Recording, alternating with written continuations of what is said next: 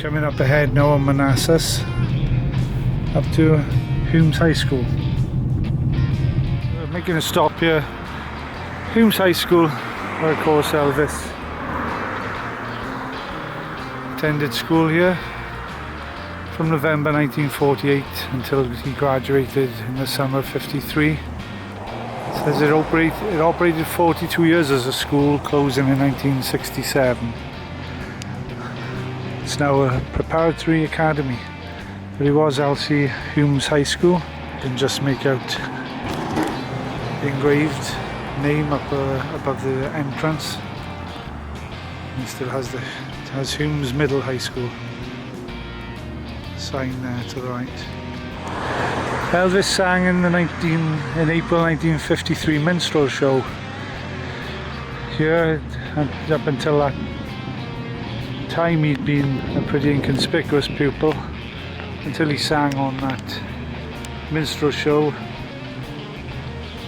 where apparently he said following that he became very popular with the girls, although the song he sang was Teresa Brewer's Till I Waltz With You Again, which probably isn't the coolest song, I wouldn't have thought, but I just fell down a step. They obviously heard something in his voice and in his singing style that excited them and probably encouraged Elvis that summer to enter Sun Studios to make a demo of the songs My Happiness and That's When Your Heartaches Begin, which we'll touch on again later. So that was Elvis's school, Humes High School. Just going on the corner out to Saffarans, where Elvis lived from January of 1953, only for a period of roughly a month, 6 weeks before moving to Alabama. They had to vacate Lauderdale Courts because their family wage exceeded the amount that you could stay in the housing of Lauderdale Courts. Just before this green fronted house here would be the approximate location where the Presley family lived for a month to 6 weeks from January 1953, after they had to vacate Lauderdale Courts. The story behind that is Elvis took a job after school in the Mal Metal Manufacturing Company south of downtown, but he worked 3 p.m. to 11 p.m. each night, and the school raised concerns because he was falling asleep in class. So Gladys made him give up that job, not to let his schoolwork suffer, and she went back to work at St. Joseph's Hospital, which took the combined family income over the necessary amount allowed to keep living in the Lauderdale housing project. So in November 52 they received the eviction notice. Stop here at the Dave Wells Community Centre, and on this field here was where Elvis and his buddies would often play football at the very start of his career, well before his career actually, and just after his first flush of fame when he was here to December 1956. And you can actually see the houses in the picture. You can see the houses behind here, clearly in the picture showing Elvis playing on this field here. And he came in with his short-lived girlfriend at the time, Dottie Harmony. She probably thought she was going for a nice exciting trip around Memphis, and he brought her to let her watch him and his mates play football. That was the location of the Firestone plant where Bill Black worked at the time of getting together with Elvis. One of the Firestone co-workers does claim to have seen Elvis, Scotty and Bill play at the Firestone plant, but there's no documentary evidence to suggest that. At the top of Thomas Street there, that's the building. That was MB Parker, where Elvis worked for roughly 6 weeks in the summer of '53 after leaving school. Significant part of Elvis' history probably occurred while he was working here. He asked his boss if he could have an advance of his wages to make a payment on his car, which was considered highly unlikely because there is evidence that his car had been paid in full by that point. So it is likely that he actually wanted the money to go to Sun Records to make that demo in July of '53, which cost $3.98. He recorded 2 songs. That's When Your Heartaches Begin, My Heart. So they were recorded, the first songs he recorded were while Elvis was working in MB Parker in that building across the road. He said that he wanted to make the record for his mother's birthday, which was in April, so that was highly unlikely. He probably just wanted to hear how he'd sound semi-professionally, because there were numerous kiosks in downtown stores where you could record your own voice for 50 cents. He was probably going there with the purpose of hopefully being discovered by Sam Phillips. Didn't quite happen that time, although Marion Keiska, Sam Phillips' secretary, took his name. Good ballad singer.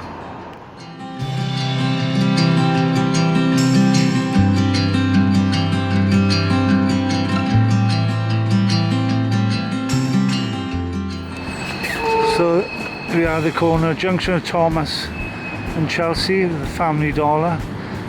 That was the site of American Sound Studios, where Elvis did sessions in January and February of 1969 when he got almost done with finishing the movies. He still had another one to make, but he came here and recorded Suspicious Minds, In the Ghetto, Don't Cry Daddy, Kentucky Rain, plus the From Elvis in Memphis album, which was a #1 album in the UK and revitalised his career after the movies.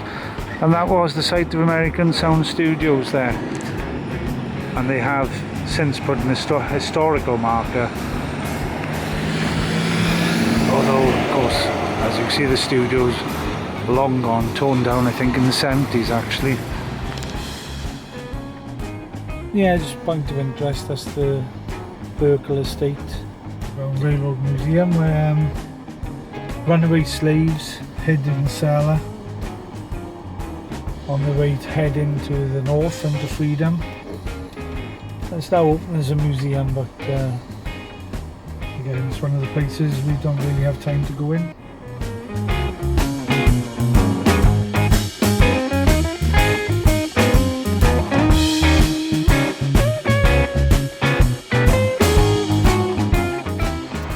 Roughly in this area was the Suzore No.2 Theatre.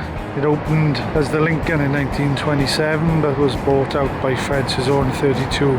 It was closed in '57, but it took until 1966 to demolish it.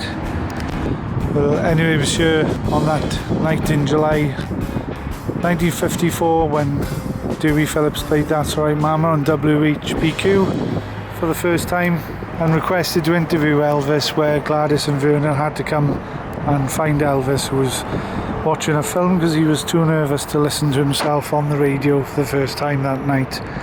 And he went from here to the hotel Chiska, which is way down the other end of Main Street, to do the interview at the Chiska Hotel on WHBQ radio with Dewey Phillips. Also significantly in this area was the Green Owl, which was a bar where a young Elvis would have heard black artists perform. And also the Blues Shop, which was a record store where it said Elvis took the acetate he'd recorded in the summer of '53, where the proprietor would allow you to play your own records. A lot of teenagers at that time would have had records, but nothing to play them on.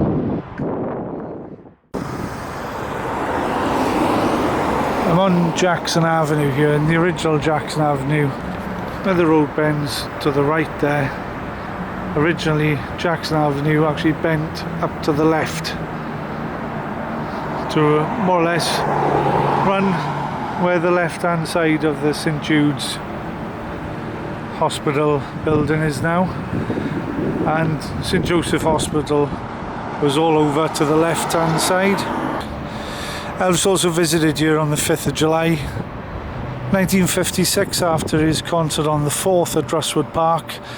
As a young girl, her mother had been involved in a car accident on the way to the concert and couldn't attend, so Elvis came to visit them at the hospital here. That's where Gladys Presley worked for a while, on 2 occasions, and the second occasion was when it caused their income to go over the allotted income to stay in Lauderdale Courts when they had to move.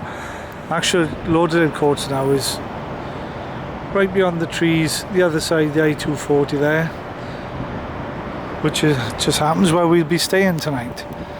Now, Elvis moved from here to Saffarans for a few weeks, as I said earlier, then moved back down in this area to Alabama. Now, Alabama, where Jackson bent here to the left. Alabama, just as it bent round to the left, went off to the right. Elvis's house would have been just beyond those trees,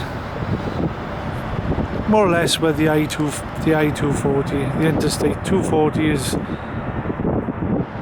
travelling across now. Probably was where the Presley's home once stood. An important address in Elvis history, because it was there while they were living there that Elvis recorded his first songs on Sun and started his recording career while he lived there with Rabbi Fruchter and his family. The Fruchters lived upstairs and the Presleys downstairs. Also, St Joseph's Hospital is where the body of Martin Luther King Jr. was brought on 4th of April 1968 after James Earl Ray had assassinated him down at the Lorraine Motel just down off South Main downtown. To this hospital that stood here that the body of Martin Luther King was brought.